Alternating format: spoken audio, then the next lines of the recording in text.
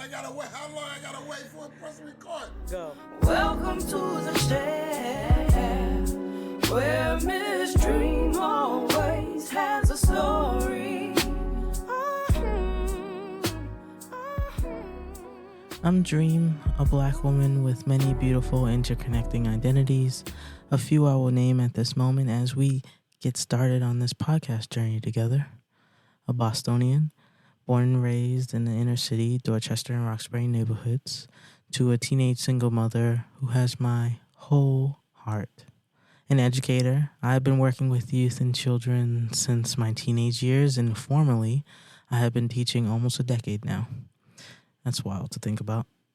An entrepreneur, I am the founder of The Chair, a black and brown centered tech platform dedicated to supporting people on their hair journey, where you can design hairboards, connect to hairstylists, and share hair care tips for a more joyous experience. I have a workable site, my prototype. It took me 2 years to build, and now I'm on this adventure that you're currently on with me. My goal for this podcast is to share stories, black stories, educator stories, entrepreneurship stories, and hair stories. I want you to leave each episode with the opportunity to gain new insight, just a glimpse into my world or the worlds that are featured on my podcasts, a little chuckle during your day or night, possibly a little anger to encourage you to advocate for justice, and hope to continue learning and dreaming. So come in and listen to the beautiful voices in the chair as they share their stories, starting with me. Where we share stories in the chair.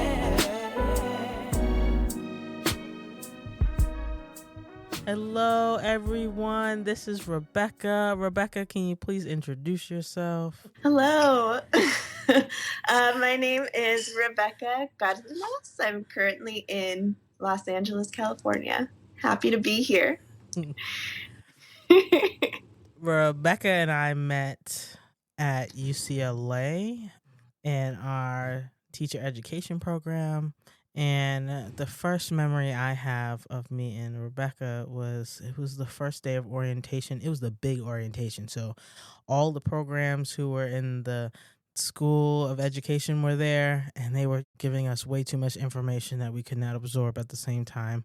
And then as soon as we left the auditorium, I walked so fast outside, and Rebecca comes up to me with these bright, reflective blue sunglasses and goes, "Hey, I'm Rebecca. It's nice to meet you. I think we're in the same program."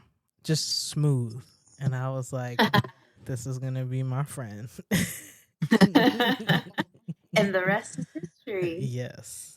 Cool. Well, thanks for having me today, Miss. And also, that's why we call each other Miss, because that's our teacher nicknames for each other. All of our cohort friends still call each other Miss to this day, 9 years later.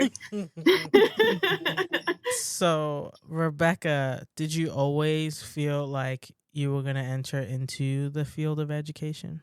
I don't think it really presented itself to me until college. So it's quite a long time ago, but I come from a family of teachers. Mom and dad are both teachers. My older sister, grandma, aunts, cousins. So I always grew up around seeing and hearing the lives of teachers, the conversations they would have after school, talking about their days. Is a lot of what I remember, mostly from mom and dad. And I saw my sister go through her credential program at Sac State. She taught middle school English. Mom and dad both taught high school at Catholic schools. I remember being surrounded by it. I don't remember it really thinking about it being an option until I was in college. I graduated from the University of San Francisco, performing arts and social justice major with an emphasis in dance. So we did a lot of arts in the community work. And one of the parts of the program was working in elementary schools. And at the time, I didn't know it at the time, but what we were doing as part of the dance program was arts integration, which is actually what I do in my career now, which is really wild to think about. But back then, they brought us as undergrad students into elementary school classrooms and said, okay, today the kids are learning about ocean life, in second grade. And so we're going to create a lesson together that's going to teach them about ocean life, and we're going to do movement with it. And we're like, okay, great. And I remember we were debriefing one day, and another USF faculty member just kind of joined us for that day and was like, this is the kind of stuff you do in credential programs. These are the kind of things like really serious teachers do, with being like really intentional about their instruction and the arts and education.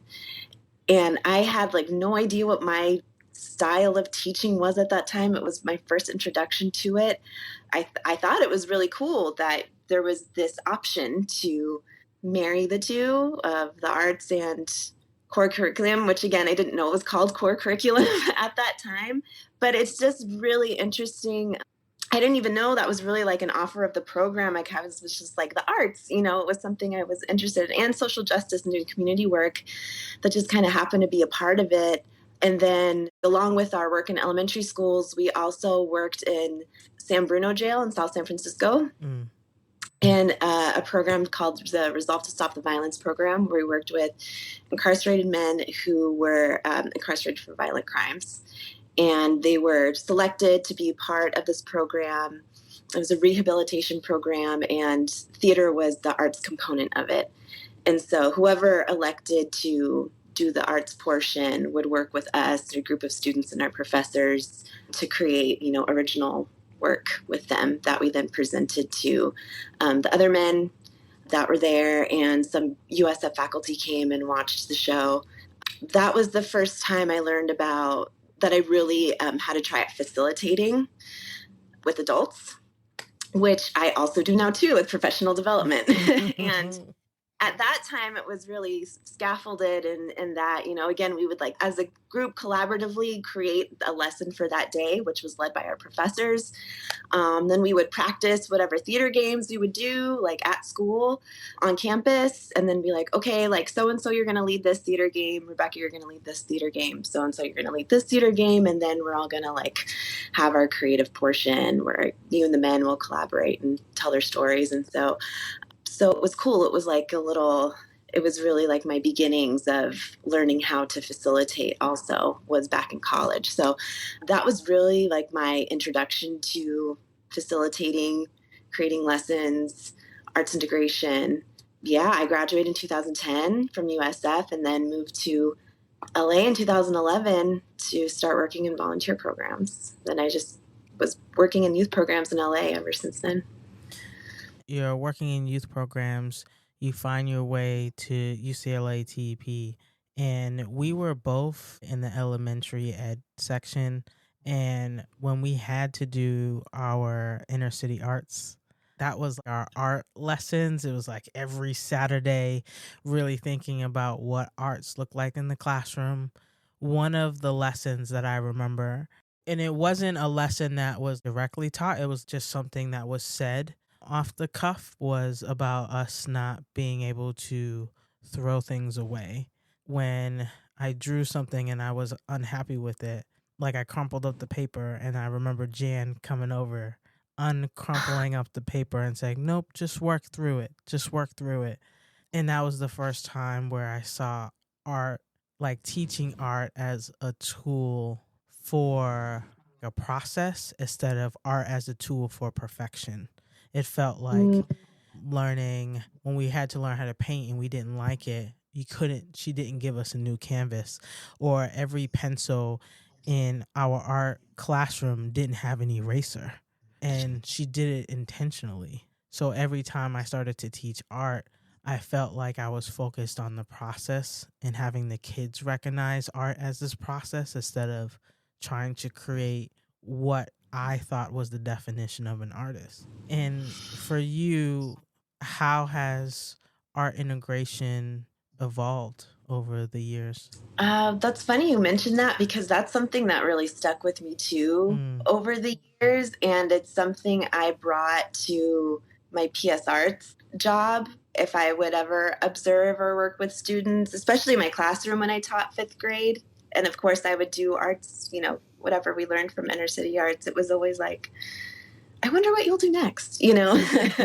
and then you walk away. That's what Jan say. I wonder what you'll do next. Oh, that's interesting. And walk away, and then see what happens. But how has it evolved?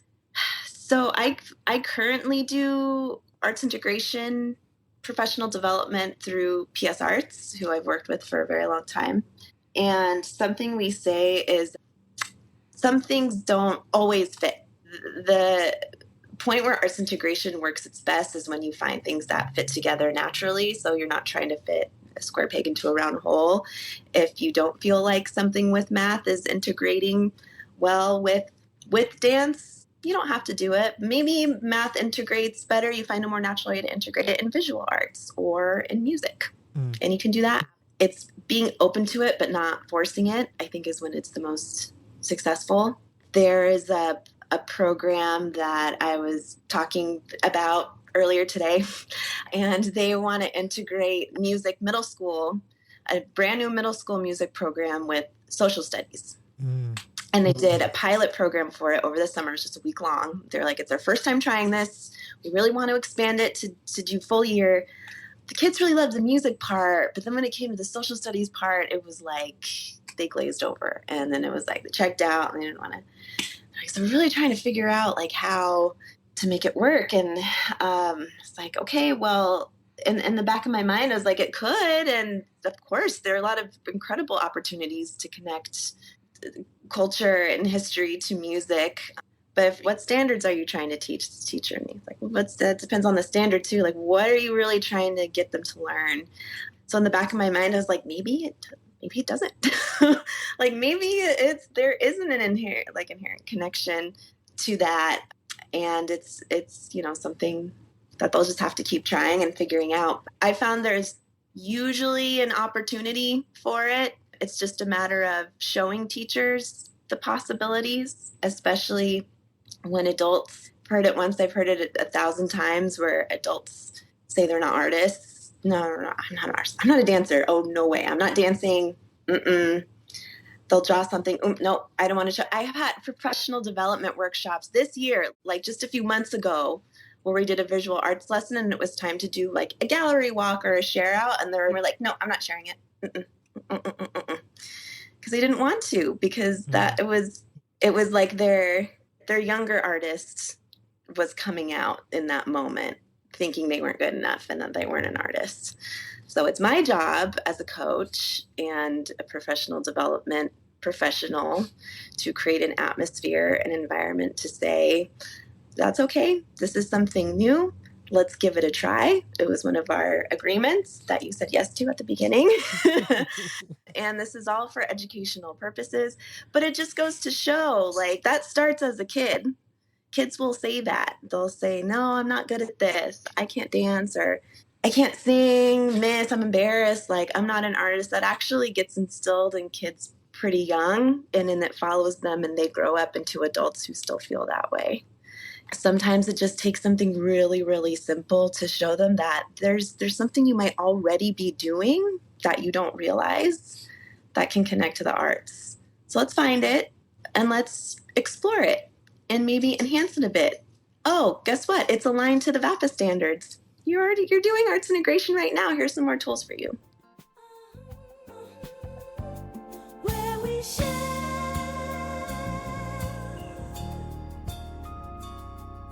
stories in the chair.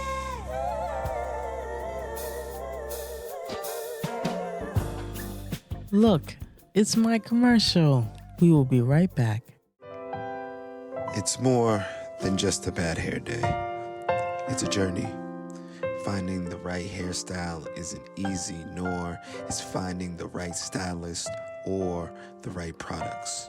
Looking in every corner of the web gets messy, overwhelming, and exhausting. All the ads, the articles, the products, the videos. It shouldn't be this hard, but it is. And now, it isn't. The chair.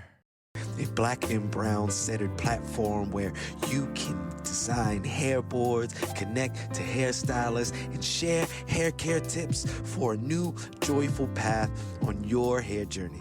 Avoid the clutter, save yourself hours, months, and even years of research and poor trial and error. Everything you need in only What you need is in one place. Hairboards made by people like you, for you. Find the right products, the right people, the right answers for you, stress-free. Join the chair community and make every day a great hair day. When you share your pain, you allow others to help you. And when you share your success, you help others get theirs. Lean on the chair. We got you. No stress, no strife. In the chair. The chair. The chair. All right. You, as an educator, facilitator, you're also a dancer. When I met you, we were in school. We were just focused on being teachers. So I saw you take a tap class, but I didn't see you invest all these hours into tap at the time. But now you are dancing so much more. How do you feel that relates to your expression and your personal education? Yeah, that's something I was actually thinking a lot about in preparation for today. A lot of people move to LA to pursue dancing, and I moved to LA and stopped dancing. And it wasn't until I quit my program manager job that I started again. Working at an arts education, I thought I was fulfilling that part of me by working in arts through education in an administrative way. And I was involved with it, and I was tapping into it, but not deeply into my own artistry. I thought I was, though. I was like, yeah, I'm in the arts and I'm not dancing, but I'm still doing it, so like it counts because I'm doing it through my profession. But it wasn't until I just had to leave. I had to quit and really put my full self into it to be like, oh, no, I wasn't. No, actually, I wasn't. I thought I was, but no, this is actually it. It's taking the time for myself to train and be consistent, be serious about it, and find the joy again. And now it's been 2 years since I started training again more seriously.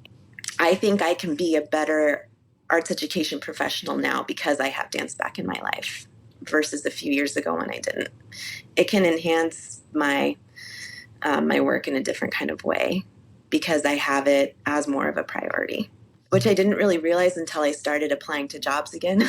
And I've been talking to different nonprofits now, art education nonprofits, and talking about it. And now I'm like really proud to say that I am one of those people that also has their own art that they focus on. And I remember when I was at PS Arts and I'd worked with many, many teaching artists, I was always a bit envious of them because they were doing that, because they made the choice to keep art in their life professionally and do teaching.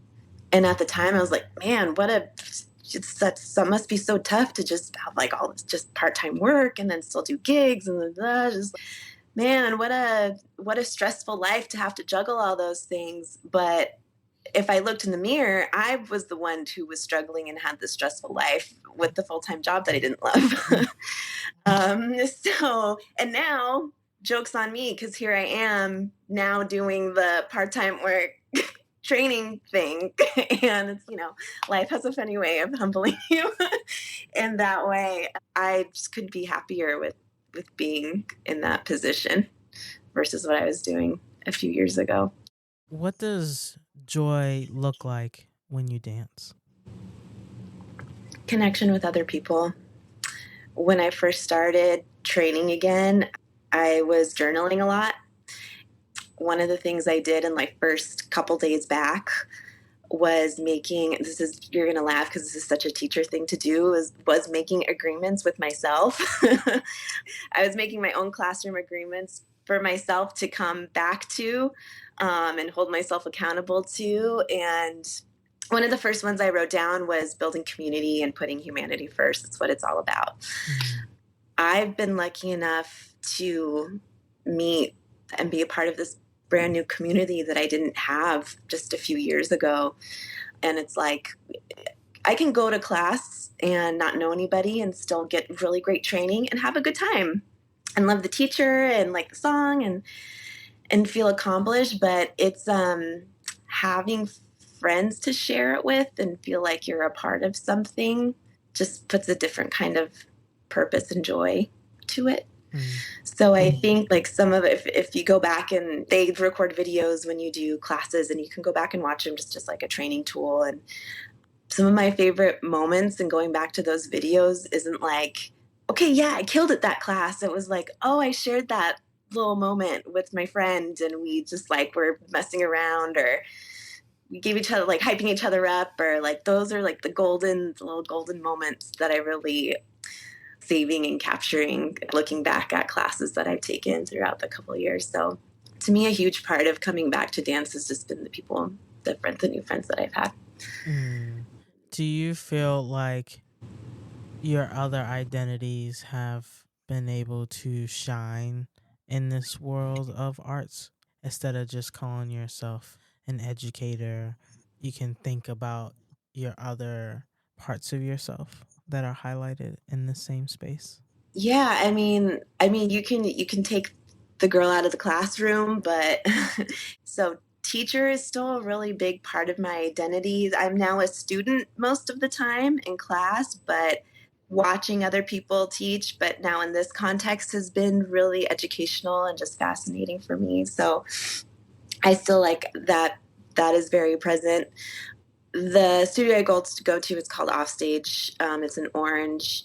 It's very different than the studios I grew up in, and even the program I was in college. My sister and I kind of did the standard studio where you learn tap jazz ballet and you do a recital, and studied it in college. Very white spaces, very white, upper middle class white spaces, and I remember the first time walking in Offstage and there was not one white person in sight. And I was like, whoa. I was like, is this paradise? What this is like, this must be heaven. Cause I've never been in a dance space like that before. It was really new to me. And it just immediately felt different and like a different kind of comfort level. Most of the students that go to Offstage in that community are Asian Pacific Islander. There are also Latino students, dancers that go, and there are Black students, and like some white students. It's mainly Asian Pacific Islander students. But it was really my first time being in a dance space that was not predominantly white. So it was very different. My first teacher I took, it was Latina, which was amazing. She's like, Latina teaching a K-pop class, and I was like, this is this is so dreamy. Like, where am I? This was like right down like the whole time. I could have been, man, I'm late to the party. It was just like another reason why I was so drawn to that studio in particular. Everybody kind of has their studios where they feel the most comfortable and most at home. And right off the bat, I didn't know anyone. I didn't know one person. I went to that class all by myself. I didn't even make any friends that class, but I went home and I called one of my friends and I was like, the universe is vibrating. I can't explain it. I feel like I'm in the right place at the right time. I really like this place. I'm going to keep going back. Like, I really feel like this is my new home, but let me keep trying it and see if it's not a fluke. And sure enough, it's been my home ever since. So definitely connecting with other Asian, brown, and Black people in the dance space is something that I didn't really have until now as an adult. That's been really different, really different in the best way, but they're like my family. So going back to that identity, it's like there's like a shared identity and as like non-white people that we can share. And a lot of like really cool Mexicanos that go there, and connecting with teachers that are Mexican is just like something I've never really had before. And just so, because I know your racial background and I can see, I'm looking at you and we have 9 years of conversations. How do you identify so the audience knows? Identify as mixed race, white, and Mexican.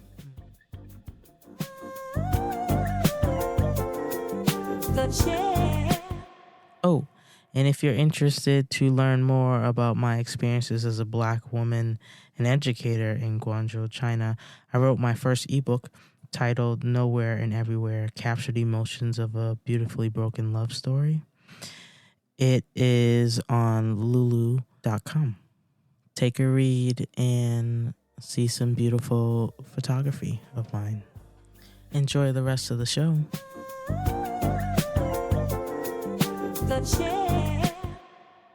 Thinking about your world as a dancer, an artist, an educator, for someone who is recognizing that they are an artist and they're still an educator, but they haven't really tapped into their art as much as they should, what advice would you have for them to get back into it?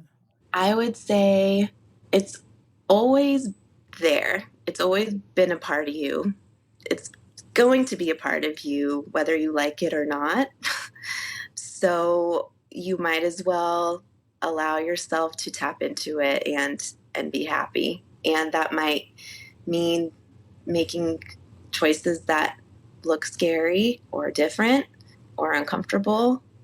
But ultimately, you're just saying yes to the part of yourself that maybe you haven't quite given love or attention to in a long time. So you deserve to call yourself an artist, and you never know by just saying yes to it what beautiful things that you can do for yourself and other people. Oh, that's beautiful. Not practical, but could be like, just quit your job and, go pursue the art. Woo! There was a time I was like, everyone should quit their job and just be artists. I still kind of feel like that, but that's why I'm doing interviews right now. Switching gears just slightly, Yeah. I am building a platform to support Black and brown people on their hair journey, to be able to create hairboards, to connect to hairstylists and share hair care tips about their experiences, and to be able to find the resources. Thinking about your own hair journey, do you remember the first time you fell in love with your hair? During the pandemic was the start of my curly hair journey. I know but my hair's not curly today, but talk about denying a part of yourself. I was like straighten my hair every day as a kid, college, adult life, professionally, was just not something I was interested in to explore my natural hair. Is like, this is just always what I've done. Like, I'm just going to straighten my hair and that's how I look best.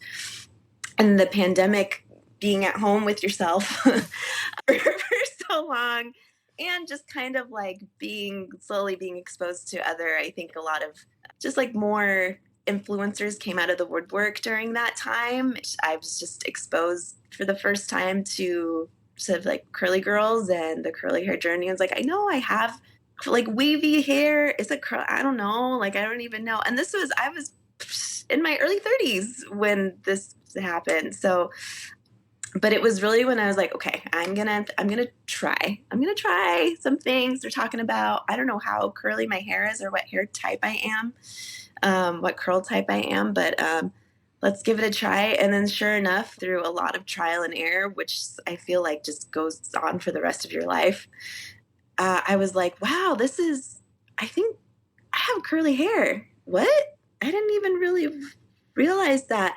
Man, these products are expensive. This takes a lot of work.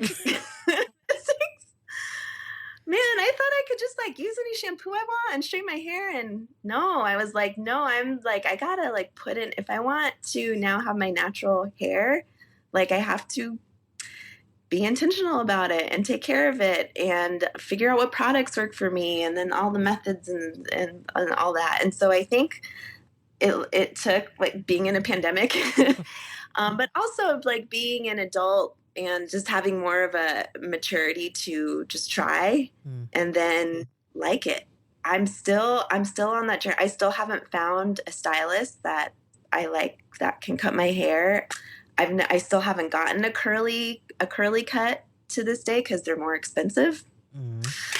And so it's like I'm still searching for stuff. I'm not perfect at doing it yet. I'm still learning how to do it and love it and take care of it. But I'm better. I'm getting better. I'm still figuring out how to dance with it. What does it look like to take care of it in like sweaty dance classes, or if I'm like whipping it around, like how do I don't know yet. I'm still figuring it out. Yeah, I think that was really when I started appreciating my natural hair, was just as recently as like 3 or 4 years ago. And for those who are in the same space as you are, it may not have taken them a pandemic. Maybe they're just like frustrated and they're starting to look for change. What would you say to them? For their hair, Mm-hmm. I would say it helped me a lot to, again, like connect and lean on other people who might have had similar journeys or hair types. It was something that I could connect with my sisters, my sister and my sister-in-law on, that I'd never really talked to them about, where suddenly I was like, can you please recommend something to me? Like, I'm stumped. This is working for me. This isn't. What do you do? I think there's a wealth of knowledge just in your circle that you may not have tapped into. If you're discovering something or trying something new, that will really help, because I'm telling you, if you are not the only one. Like, there are people who are also still trying to figure out their hair and have been for a long time and will continue to. Yeah, I would say, like, it's you don't have to be an island, even though you kind of it's yours. And like, what do I do? And am I doing it right? I don't know. Am I using the right thing, the right method? I don't know. Talk to somebody about it. See what they do. Try it. It doesn't work. That's okay. Try something else. Just keep trying. Well, thank you, Rebecca, so much for sharing your stories in the chair. I truly appreciate you coming on to my podcast. Thank you for having me, Dreme. Welcome to the chair, where Miss Dreme always has a story. Thank you for listening to an episode of The Chair. I, of course, would love your continued support. Let me know what you think of this episode by doing all the things. Subscribe, comment, and come back next week, every week. Enjoy the rest of your beautiful day. Or if you are like me, enjoy that moonlight and that one star under all your city lights. Love you. Talk to you later. The chair. How long I gotta wait for a person to record? Go. We support her. Shit. Do your... Welcome to the chair, where Miss Dreme always has a story.